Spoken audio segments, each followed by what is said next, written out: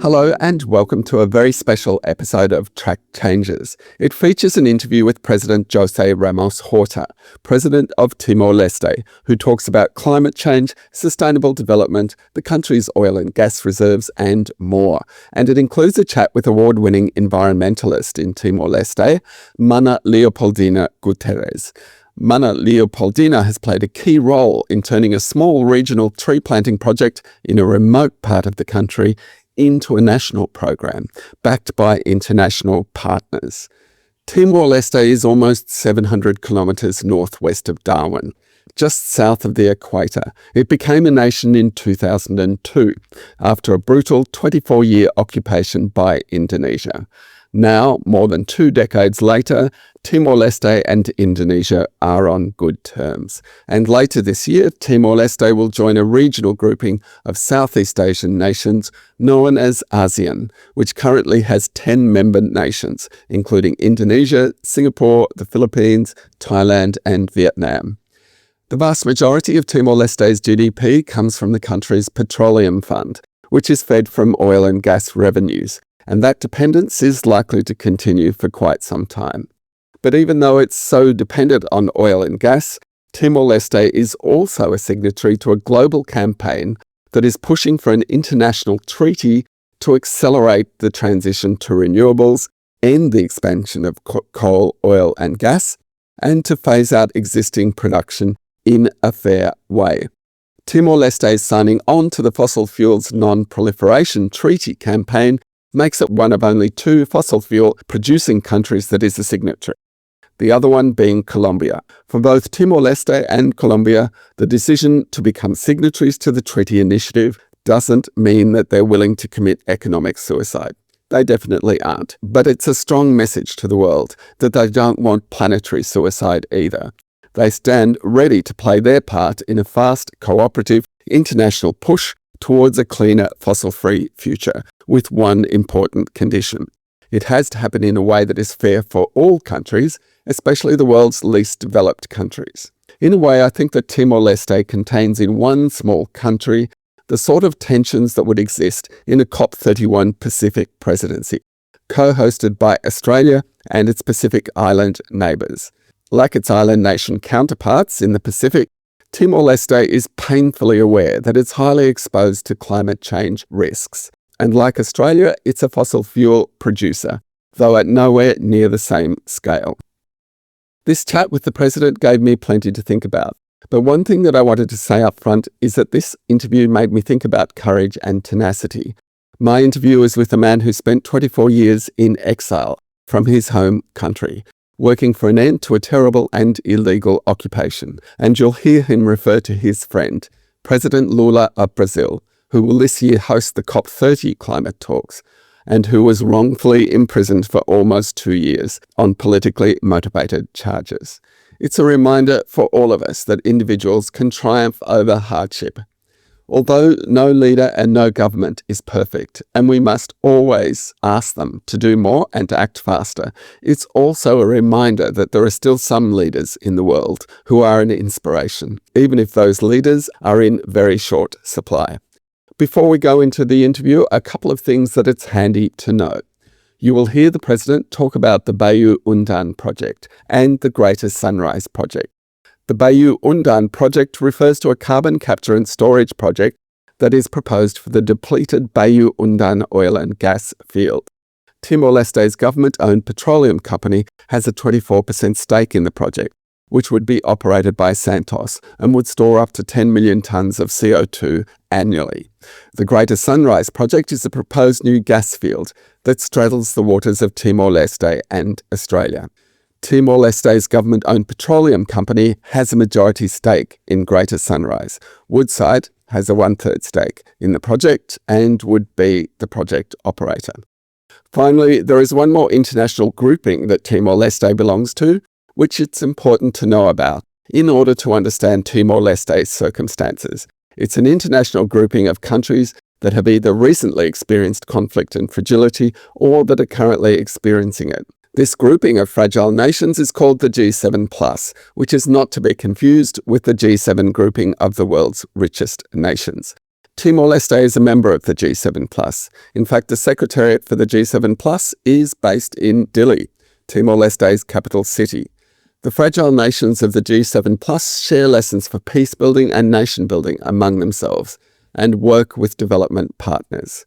The existence of the G7+ is a reminder that we cannot look after and respect a fragile planet if we don't look after and respect its most fragile nations. Okay, let's go meet the President. Your Excellency, thanks very much for joining me.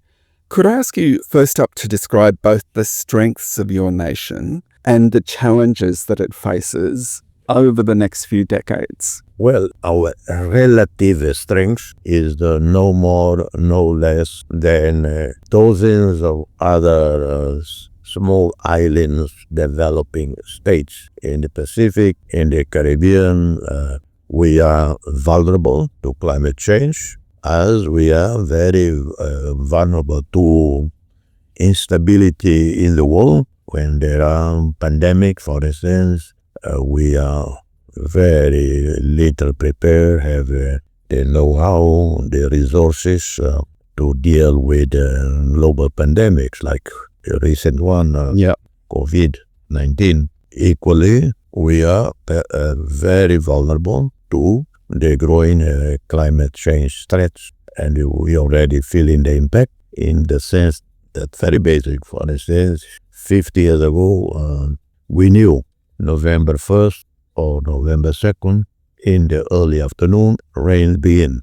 Now it can begin in October, it can begin only in December or January, and then instead of lasting from November to March, April, like in the past, it will go from January to June, for instance. Yeah.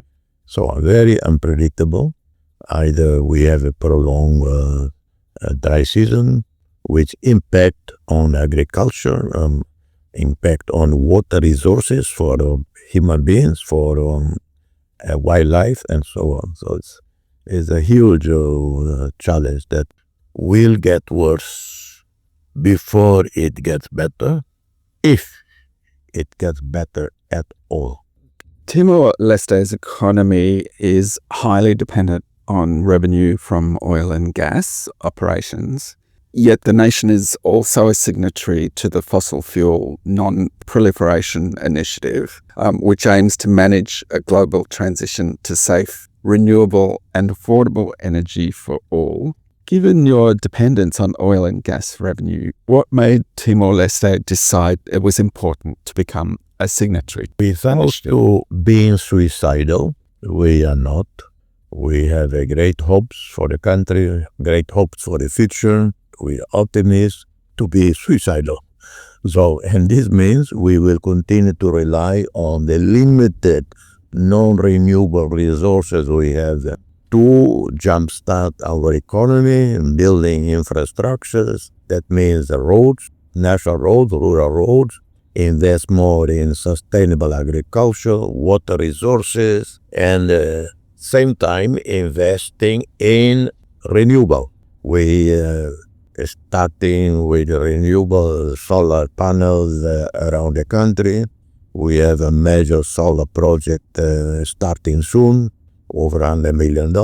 But we still need resources from Greater Sunrise and other non-renewable onshore, offshore to survive, to provide us with the income to feed the people, to build alternative to non-renewable.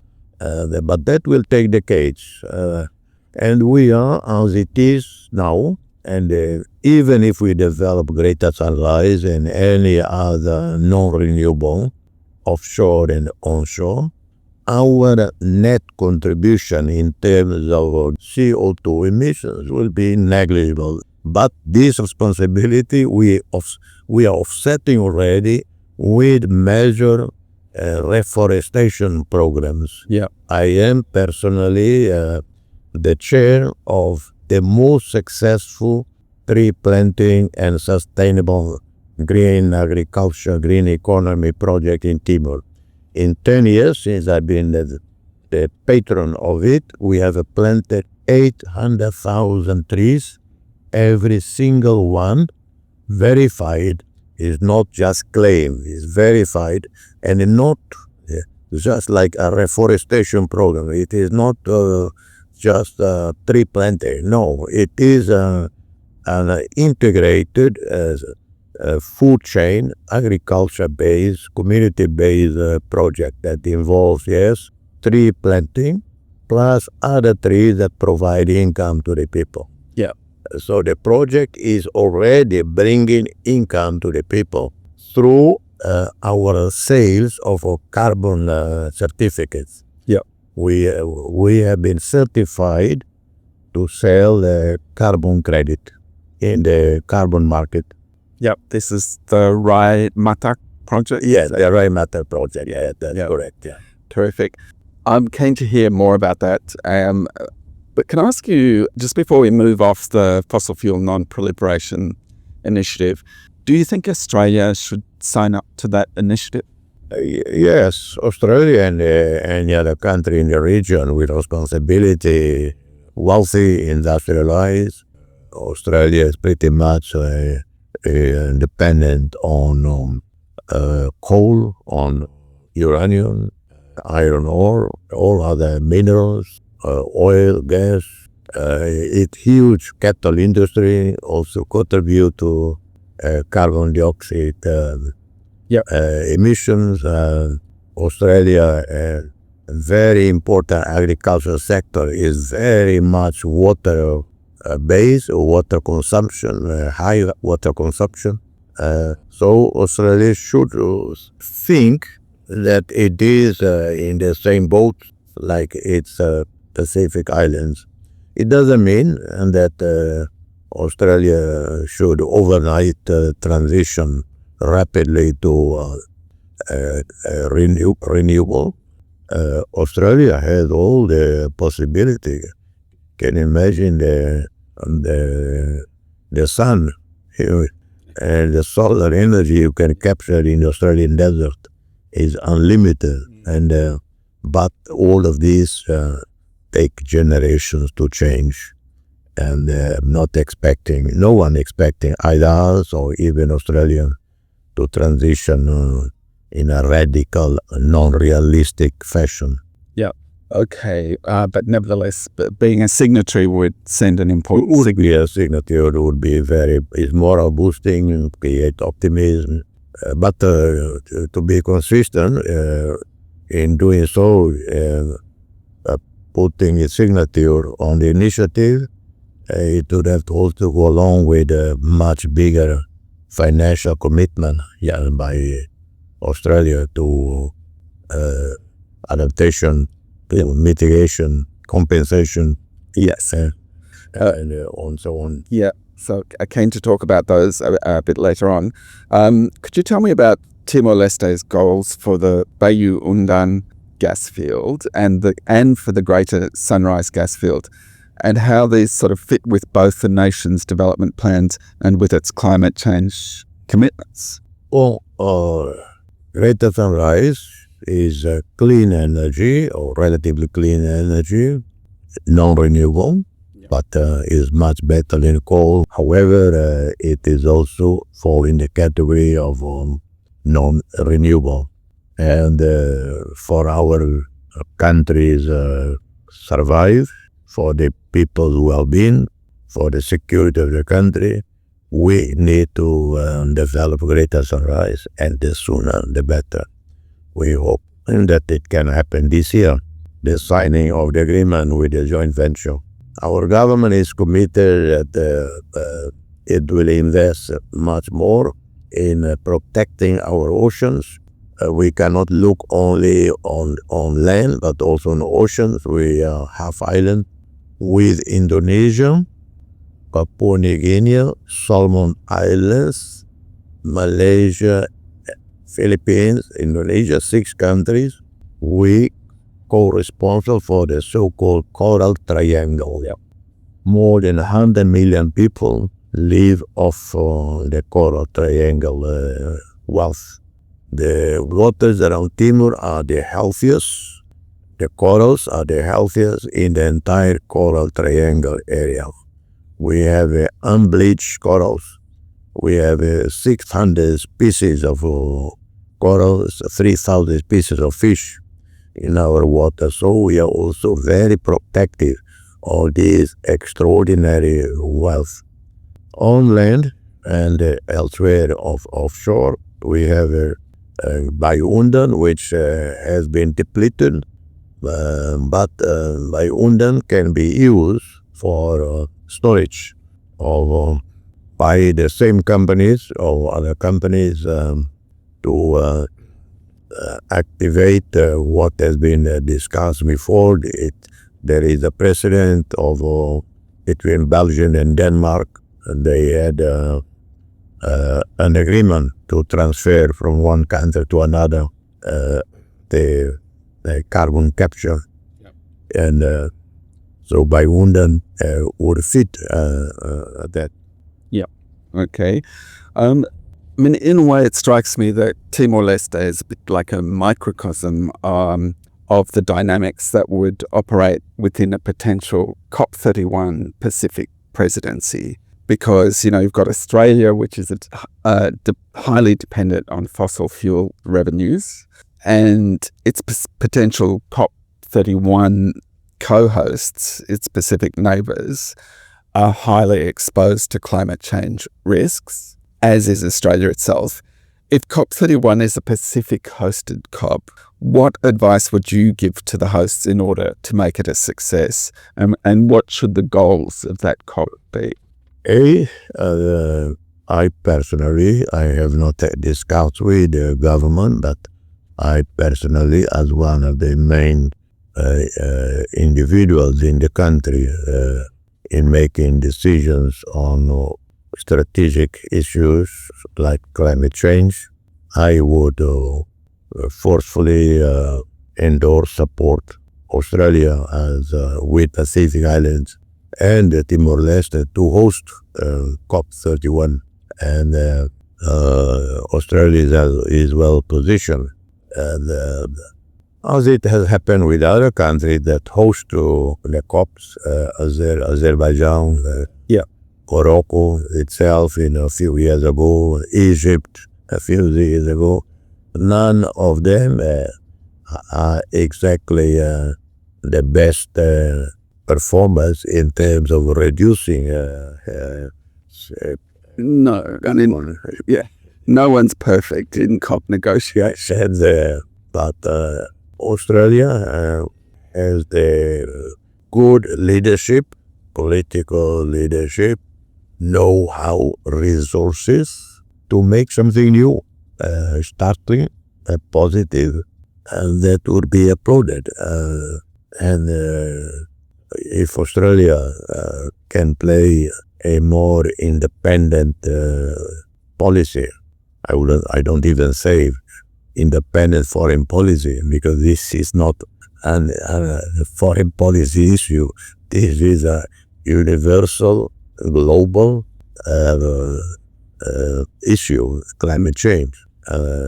But Australia can play a very impartial, independent leadership role, bridging the Pacific Islands and the fragile countries, the more affected countries by climate change, with the industrialized countries. Yeah. So that we all agree on strategy, policies that meet seriously the gravity of the climate change challenges. It cannot be half-baked measures, cannot be compromises. In other situations, yes, in diplomacy, in international negotiations, conflict situations, you must always be prepared mentally for compromises.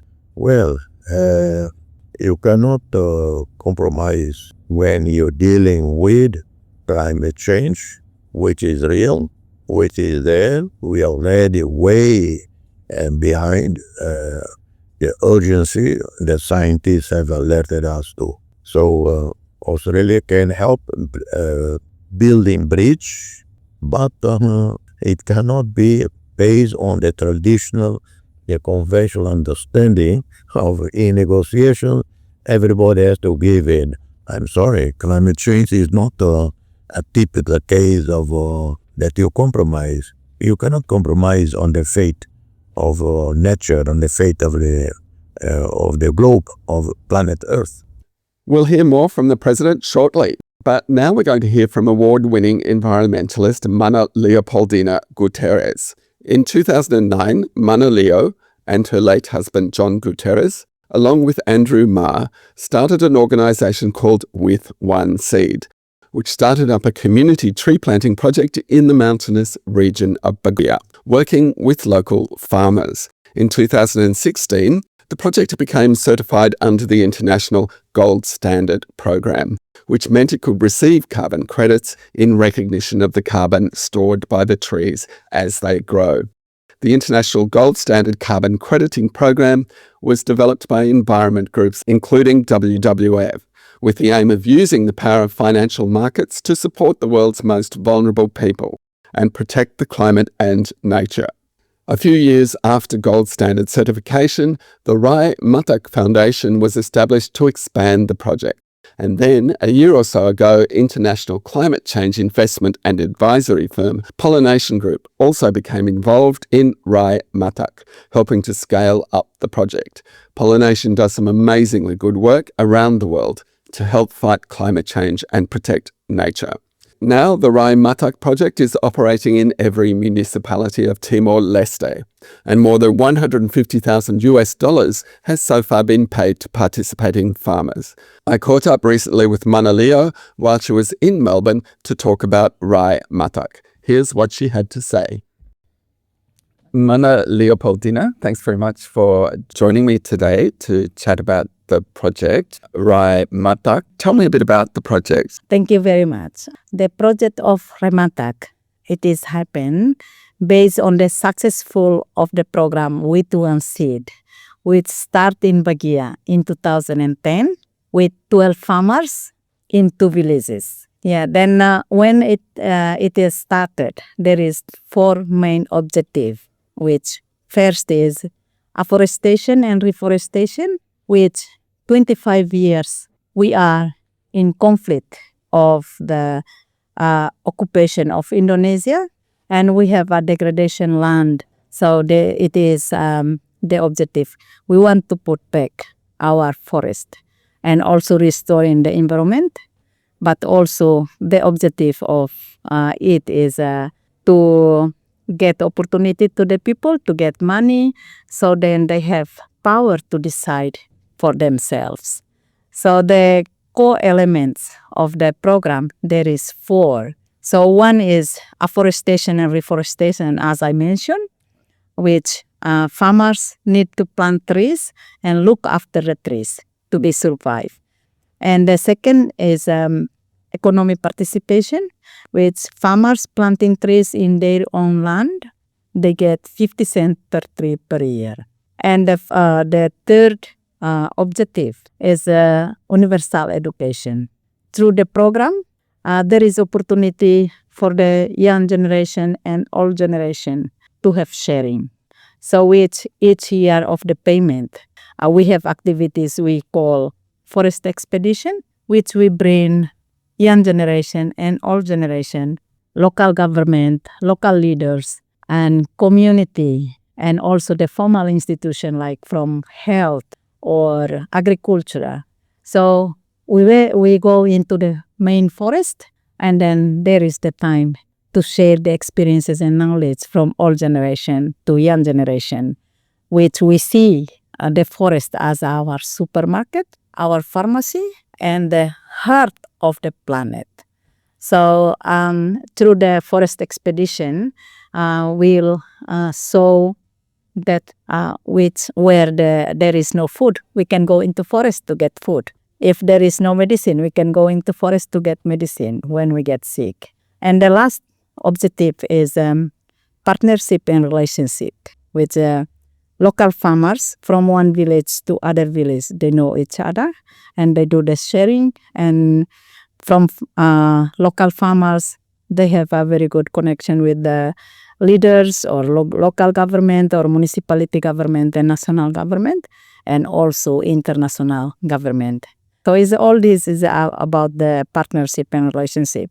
But one of the other objectives from partnership and relationship, this is I would like to say is through the program is make community very strong relationship, have very strong relationship. Which in 2006 in Timor-Leste there is a big crisis between West and East. We can't visit each other because scary. But through the program, we can go anywhere. Like we can go to Cobalima or to Likisa, or they can go to Baguia or to Los Palos, Piqueque, because of this program is very tight relationship and very good relationship. It sounds wonderful. Tell me about how the farmers that are participating in the program, the farming families, what's been the reaction from them? How do they feel about it? In the beginning, farmers, they are not confident yet to involve in the program.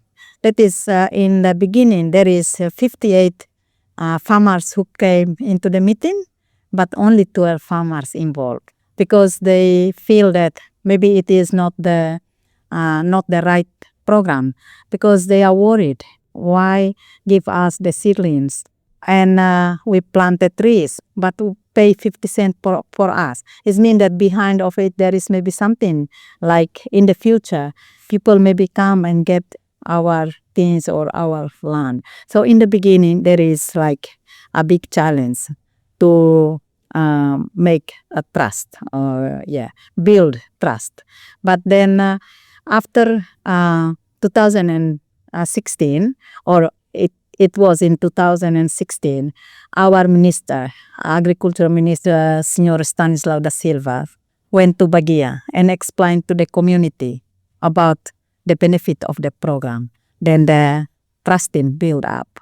Then they start. Everyone is like one community look at other, and they have trees and they get payment at the end of the year, and they say, "Oh, I want to join." Then everyone joined. So Baguia joined all the 10 villages, and now it is expand into another municipalities, 5 municipalities, which we call Rematak. And now, so you started with 12 families, you said, and now it has expanded and it's set to expand even further. It's going to become a national program. Is that correct? Yeah, now we have a foundation called Foundation Rematak. It is as an umbrella for the national level. So it is, as a national, because it's covered from west, middle, and east. So 5 municipalities is across Timor-Leste.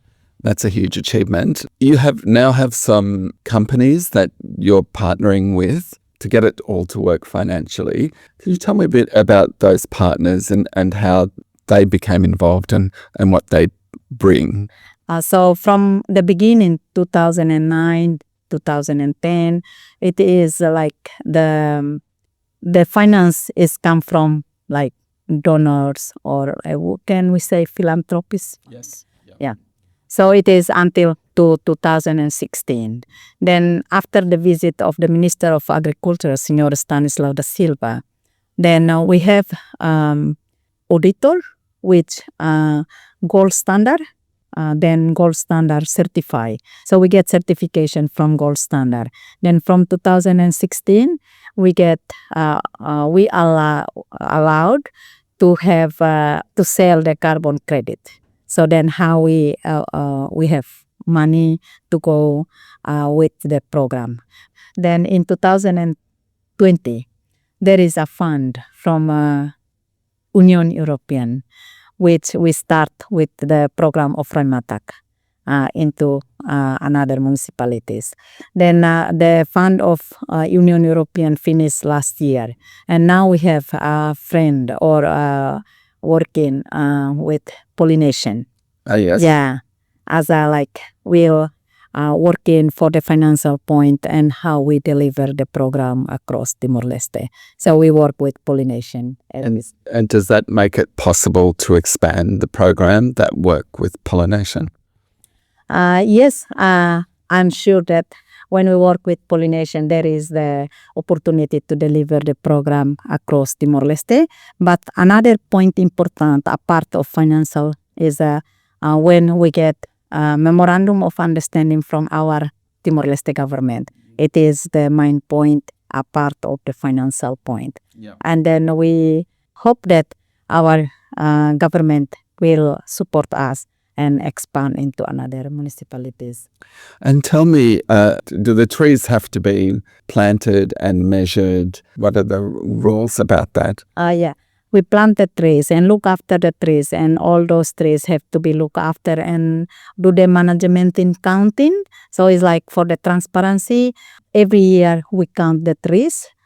Then after the trees counted, and then do the payment. So the system, how we do tree counting, we use the 302 system, which very transparent to everyone that where the tree is located, who belong to, what species, when planted, and what the growth. So all this information is with the 302 system. So every year, all the staff go out and do the tree counting. Then everyone knows where and how many. So this is the planning, the concept. That's wonderful. Can I ask you just two more questions? So firstly, when you think back to when the program started and you look at it now, did you ever imagine that it was going to be this successful? And are there sort of aspects about its success that have surprised you? Thank you. When I look back from the beginning, it's like just a reflection.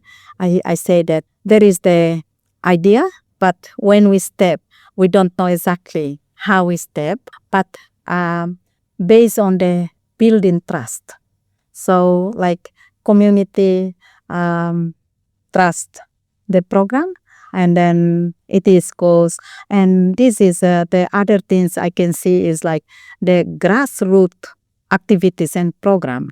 It is really benefit to the community, which we see most percent of the income is go directly to the community. And then the community thinks that they have power for this income every year. And I see that another point, it makes that we can do the journey until 15, 16 years now. It is because of the one is dedication, but then another is all the staff from the beginning. They are journey until today, and then they can pick other people who work with them, which in the beginning we work, 3 of us working as a voluntarily for 4, 5, 6 years, and then later on there is a new staff coming, and then they can get the salary. So what other points make me like proud is that the young people in rural area is like there is opportunity for them. So it's like their level of education is only get to high school, but then they have this opportunity they can work in. So like learning by doing. Then they are like expert on this program. So it's like, not everyone coming from outside to do the working, and then, we have to see, someone has this level of education to do the work. But this is local people. So today there is more than 40 staff in Baguia with one seat, and across Timor-Leste for 5 municipalities, there is more than 100 staff. That's a fantastic achievement. Can I ask you, what advice would you give to communities in other countries that are thinking about similar sorts of projects? What advice would you give to them that they should follow to make sure that their program is a success? Thank you. I have messages to my other friend wherever they are. Is first, come and do the tree planting. Wherever you are, whenever you can plant the trees. because the trees is as a heart of the planet. And it is also as a central of the life. And when you get tree, you do one tree planting, it can be safe, many people. But also my other messages is that we do work anywhere, whenever, is the dedication is the most important. Because if someone come because like there is a salary or there is money, and then they can come and maybe for a few months they left. But if you start somewhere and then you feel that it is yours, then you can stay, whatever the challenges, but you will stay until the end, or you can put to the new generation. And the last message is all the young generation, or even like our generation, give value to the local things like local food or cultural and communities. So it's like trust our community, build up the community in the base. So, and it will has a big value. And also the last point messages is this program is become like bottom up, not top down. So this is like the farmers are the top. So whoever work in this program is as a bottom. That is a excellent and very comprehensive answer. Thanks so much. Rai Matak is a great initiative, and I put a link to a video about it into the show notes. And by the way, Andrew Ma, who helped found With One Seed, the organisation that led to the creation of Rai Matak, has recently been appointed the President's Special Envoy on Climate and Carbon Farming. Now let's return to the interview with President José Ramos-Horta. Yep. I was, when I was doing some research ahead of talking to you today, I came across a speech where you expressed your disappointment with the International Court of Justice, and you know, you're not the only person who has done that in the past. But I wondered if your view has changed, given that incredibly important, unanimous climate change ruling that came out and that was initiated by young people from Pacific Islands. What's your view on that decision? Because that decision, the issue, is not own. It does not impact more or less a particular country with greater interest. Usually, the International Court of Justice and all other related multilateral bodies suffer from the interests of major powers, the global powers. But in this particular case, we are not talking about the interests of a particular country. It's a global interest. And it shows that the judges, they read, they studied the reports which are credible from scientists from all over the world. This is a science matter, is evidence-based, is scientifically based. It is not a political analysis. It is a hard science and not one study. Because even science, which is done by human beings, can fail, obviously. But in this particular case, hundreds and hundreds of scientists from all over the world have come to the same conclusion. The court would not have made a different decision. Yeah, it's certainly a very significant decision. Turning, I guess, from the science to economics, you've given a lot of thought to the issue of economic inequality, to debt problems that are imposed on many developing countries, to inequity in the global financial system. Yeah.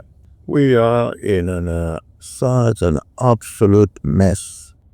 Climate change, one, an absolute mess, because all the COPs have produced abundance of declarations, and And in a scale of 1 to 10, 10 would be the perfection in that we adopt declarations, we all applaud, and at least 20% is implemented.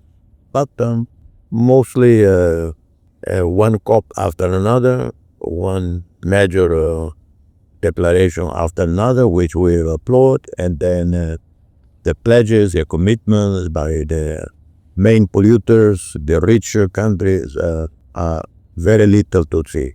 No substantive transfer of know-how or of cash or funding for mitigation, for adaptation that you can really see. Yeah, there have been some support, but the problems are enormous. That has to do with the extreme poverty and debt, international debt of so many countries. A lot of the highly indebted countries, 80%, 90% of their income go to pay the very high interest rate. So if they, for instance, they have some oil and gas, some diamonds, some coal, do you expect them to not to extract and sell? Even when they extract and sell, most of the income that they get will go to pay for the debt. So there had not been visionary leadership in the world that could put all of this together and provide significant know-how and technical and financial support. That's one. The other is the multilateral system basically collapsed. President Trump of the United States launched a trade war. This time, almost he doesn't discriminate. Usually, the U.S. discriminate, the big power discriminate, but Donald Trump launched a tariff war on Canada, on Europe, on India, and all of these lead to the implosion of the international trade system of multilateralism. And we have an ongoing genocide in Gaza, in Palestine. Yeah, it is genocide by every definition. But not only in Gaza, you have the war in Ukraine going on, and Sudan, South Sudan, Congo, Yemen, the continuing instability in Afghanistan, in Libya, and elsewhere. So growing poverty and growing instability. Countries like the US, European Union, faced with deficits, they are imposing draconian cuts in ODA, Overseas Development Assistance. So that's where we are at the moment. Never before so bleak. Not to mention the possibility of US, NATO, and Russia going into war. Yeah, we cannot discount that. It could happen. Yeah. So it's what you say. We're very bleak, but which makes me wonder, because you were recently a signatory to a powerful statement that called for a new economic coalition of the willing. Do you see any prospect of that emerging, given where we are? Frankly, I don't see. I don't see, because the world leadership is so weakened. I remember my conversation with Papa Francisco in Rome in January 24. Looking at him, staring in the eyes, I told Papa Francisco, I am so disillusioned with the world leadership. Look at what we are not doing on Gaza. And at that time, situation was already extremely serious. Look at what we are not doing in so many other conflicts. And I'm thoroughly disillusioned, and I almost literally surrendered, given up. The Pope was so taken aback, he turned to me toward the end and he said in Spanish, pero tenemos que continuar la lucha por la paz. We have to continue the struggle for peace. Yes. Yes. And ever since the conversation with Papa Francisco, he passed away. Yeah. And there was no improvement whatsoever in any of the issues you made one to top. So it's really, it really requires people with incredible positive thinking. Well, let's look at a silver lining because Timor-Leste is about to formally become a member of ASEAN. So that's the fulfillment of a long-held goal. It will be transformative in many ways, but does it have a particular significance from a climate change or sustainability point of view, do you think? ASEAN countries, notwithstanding some of the inter-country challenges, there is some conflicts, recent ones, Cambodia, Thailand. Fortunately, quick action by ASEAN leaders, in particular the chairman, Prime Minister Anwar Ibrahim of Malaysia, in deploying ASEAN conflict prevention mechanisms and bringing them to dialogue, the two leaders of the two countries. ASEAN showed that it can act swiftly. The same is not happening with Myanmar. But nevertheless, ASEAN is still one of the most successful regional organizations. So ASEAN stands as a good positive example that not all is bad. But ASEAN has to deploy all its wisdom and experience to prevent any escalation of the tensions in South China Sea, escalation of the tensions between the superpowers with possible impact in the region, because ASEAN is control the waterways through which trillions of dollars in trade pass through from the Malacca Strait, from Japan to Africa, Africa to Asia, Europe, and so on. So preventing any escalation of tensions or confrontation in South China Sea is vital, not only for the well-being of Southeast Asian countries, for the whole of Asia, but for the world. And in that regard, if any counseling or appeal I would make is that ASEAN should think of itself and as a bridge builder between the superpowers, strengthen ties with India. ASEAN must strengthen ties with India, strengthen ties with China, with Japan, with South Korea, build dialogue between China and the US, Australia and China, try to diffuse any inter-ASEAN country challenges. It is overall, I think ASEAN is a good example of creating peace, stability, and prosperity, and we have to maintain that. Yes, we certainly do, because good examples are in short supply, as you pointed out. 2 more questions to go. I learned a new word when I was researching for the interview, and the word was Lusosphere, which, countries where Portuguese is very widely spoken. This year's COP host, Brazil, like Timor-Leste, is a member of those nations where Portuguese is fairly widely spoken. What are your observations on Brazil's approach to hosting this climate COP, and what do you hope will emerge from it? Brazil has a great leader, one of the best ever, President Inácio Lula da Silva, a good friend of mine. When he was in prison, I was a lonely voice speaking out, putting in danger my relationship with in Brazil. But I spoke out publicly, while so many other so-called friends of Lula were silent.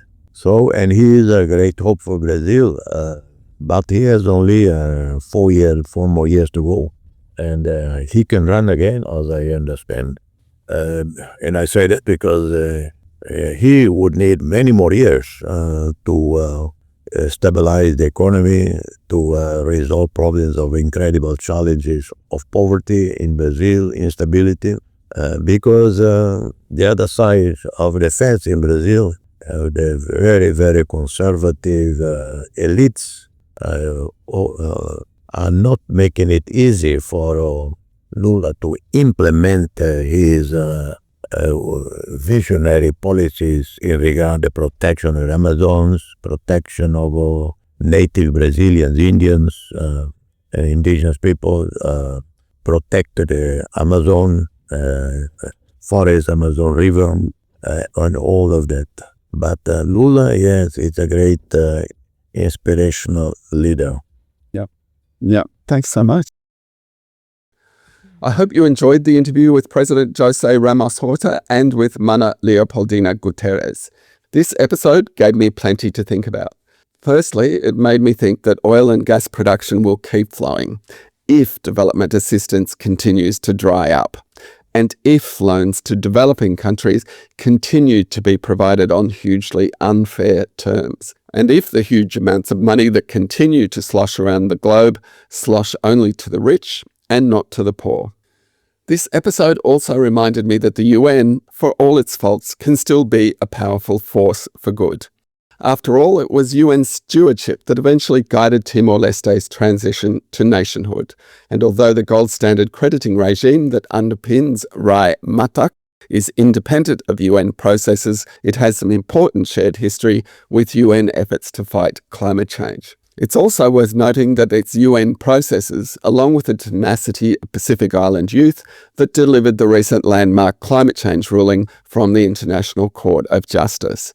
That ruling will inevitably put nations under more pressure to take strong action on climate change. I'd like to thank the President's team for arranging the interview, and thanks to the folks at the Carbon Market Institute for their help in connecting me with the President and with Mana Leo. We're going to close out with some audio from a concert of Timorese songs given at Melbourne Town Hall earlier this month. It featured the Boite School's choir with the help of band Mystic Trio and guest artist Izulpai. I hope you enjoy it. See you next time.